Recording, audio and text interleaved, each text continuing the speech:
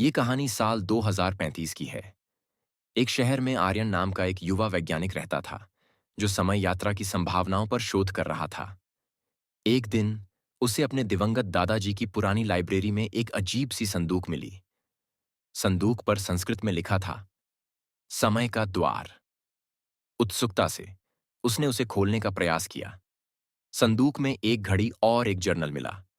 घड़ी साधारण नहीं थी। उसके डायल पर अलग अलग साल अंकित थे। जर्नल में लिखा था कि यह घड़ी समय यात्रा का यंत्र है, लेकिन चेतावनी दी गई थी, सही समय चुनो, वरना सब कुछ बदल सकता है। आर्यन ने इसे मात्र कहानी समझा, लेकिन उत्साहवश घड़ी का एक डायल 1947 पर सेट कर दिया। जैसे ही उसने घड़ी का बटन दबाया, चारों ओर प्रकाश फैल गया और वह खुद को एक छोटे से गांव में पाया।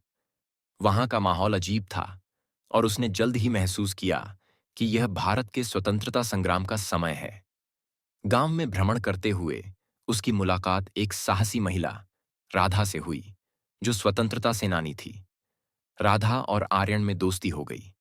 राधा ने उसे बताया कि अंग्रेजों की एक गुप्त योजना गांव के सभी नेताओं को खत्म करने की थी। आर्यन ने समय के ज्ञान और आधुनिक वैज्ञानिक सोच से राधा और उसके समूह की मदद की। लेकिन आर्यन के हस्तक्षेप से समय रेखा में हलचल होने लगी। छोटे बदलाव बड़ी घटनाओं को प्रभावित करने लगे। अचानक घड़ी ने उसे चेतावनी दी कि वह अधिक समय तक इस युग में नहीं रह सकता। यदि वह समय पर नहीं लौटा तो इतिहास हमेशा के लिए बदल सकता है। आर्यन ने जल्द ही राधा को अलविदा कहा और घड़ी का डायल वापस 2035 पर सेट किया।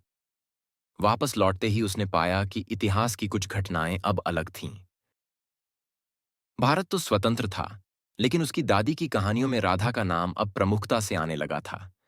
यह सोचकर कि उसने समय के साथ कितना खिलवाड़ किया, आर्यन ने संदूक को फिर से बंद कर दिया और उसे ऐसी जगह छुपा दिया जहां कोई और उसे कभी न पा सके।